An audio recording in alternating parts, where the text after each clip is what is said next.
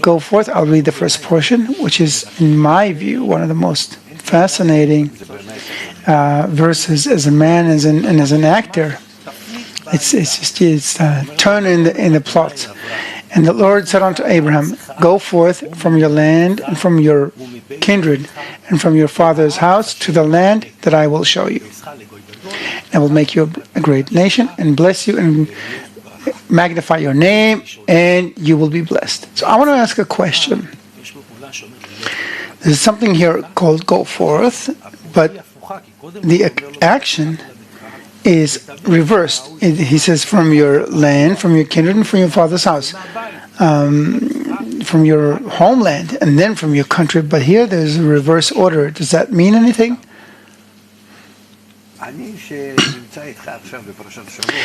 As I'm with you in this weekly portion, I'm constantly in this kind of inner split, because you can explain the Torah on several levels.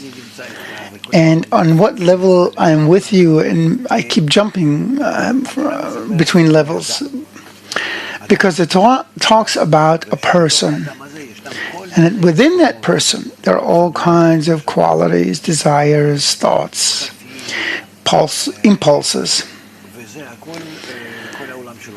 and that's his entire inner world, and that's what the Torah talks about. So the Torah talks about a human being who is a small world, actually. Everything is in that person. Let's say it tells me something. So Abraham in me, and Sarah in me, and the children of Israel, and the Ishmaelites, and the children of Pharaoh. It's all in me. I understand that it's not stories about a physical person who went and did something, but that it's actually inner qualities. It fascinates me because as an actor, I act something that doesn't exist. It's written on a paper, and I have to bring it out from the paper to the actual. But it's one image, and it's written as one. Yes, but in it, the better the composer, the writer is, includes, he makes it richer, that image, that feature. Here we have the creator. The creator is everything. That he's the main composer. So I'm trying to get into the shoes of Abraham and understand. But so what is to go out of your father's house? What is your father? What is your kindred? What is a land? Oh, I understand the land is a desire. So what? You have a certain desire, and you go from that into something else. Yes, you go up to another level, another desire. From the will to receive, the egoistic, you gradually have to rise to the desire to bestow. Altruism, giving, love. Where is this born in, Abraham? Where is this born in a person? If we're saying that Abraham is in me, where is this desire born? I understand that in Kabbalah it's called the point in the heart. At what point does it awaken? Well, in the heart, as you put it, in the physical heart, in a person's desires. But these desires we feel in the heart, because the heart constantly responds to all kinds of pressures and thoughts and desires.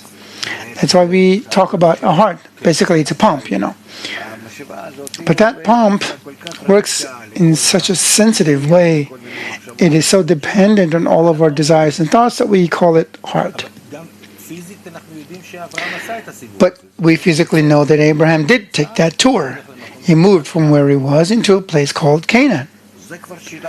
Right, that's a different question. Are we talking about a person in whom there is an internal development, who moves from a desire called your kindred into the land that I will show you, the land of Canaan? Your kindred is also the birthplace, right? Yes, where he was born, where he lived, where he grew up and developed. It's all the will to receive, egoistic. He was among the ones who were the most egoistic.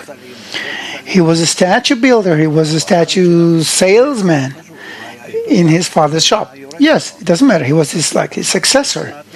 Afterwards, he changed so much that he went against his father, against his father's upbringing, rearing, against everything he'd been taught before. That's his father.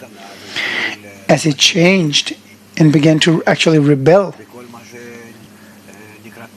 everything that Terah, his father, represents, he started kind of listening to himself. Yes, where am I going? So he felt inside of him new desires.